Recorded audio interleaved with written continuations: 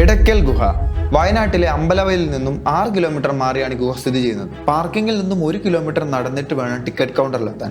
1 കിലോമീറ്ററോളം നമ്മൾ കയറ്റം കയറി.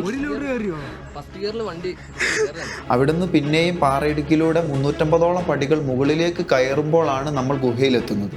30,000 വർഷങ്ങൾക്ക് മുന്നേ ഉണ്ടായ ഒരു ഭൂകമ്പത്തിൽ പിളർന്ന മലയുടെ ഇടയിൽ വീണു തറച്ച ഒരു കൂറ്റൻ പാറയാണ് ഈ ഗുഹ ഉണ്ടാവാൻ കാരണം. 6000 വർഷങ്ങൾക്ക് മുന്നേ നവീന ശിലായുഗത്തിലെ മനുഷ്യർ ഈ ഗുഹയെ അഭയസ്ഥാനമാക്കിയിരുന്നു. ഗുഹാ ചിത്രങ്ങളിൽ ഏറ്റവും പ്രധാനം തലയിൽ കിരീടം വെച്ച ഗോത്ര നേതാവിൻ്റെ ചിത്രമാണ്. ഇത് കൂടാതെ ഒരു സ്ത്രീയും കുട്ടിയും, മനുഷ്യരൂപങ്ങൾ, കലാരൂപങ്ങൾ, അന്നവരുപയോഗിച്ച ആയുധങ്ങൾ, ആന, മയിൽ, മാൻ, 2300 വർഷം പഴക്കം ചെന്ന തമിഴ് ബ്രഹ്മയിലുള്ള എഴുത്തും ഇവിടെ നമുക്ക് കാണാൻ കഴിയും. 1894 ഫ്രെഡ് ഫോസറ്റാണ് ഈ ഗുഹ കണ്ടുപിടിച്ചത്. ദ ഇന്ത്യൻ ആന്റിക്വറി എന്ന ജേണലിൽ പ്രസിദ്ധീകരിച്ച അദ്ദേഹത്തിന്റെ ലേഖനമാണ് എടക്കൽ ഗുഹയെ പുറം ലോകത്തിന് അറിയിച്ചത്. ഇവിടെ വരാൻ ഉദ്ദേശിക്കുന്നവരുടെ ശ്രദ്ധയ്ക്ക് 1 കിലോമീറ്ററോളം നടന്നു വേണം ടിക്കറ്റ് എടുക്കുന്നിടത്ത് എത്താൻ. അവിടെ നിന്നും കുത്തനെയുള്ള 350ഓളം പടികൾ കയറി വേണം ഗുഹയിലേക്ക് എത്താൻ.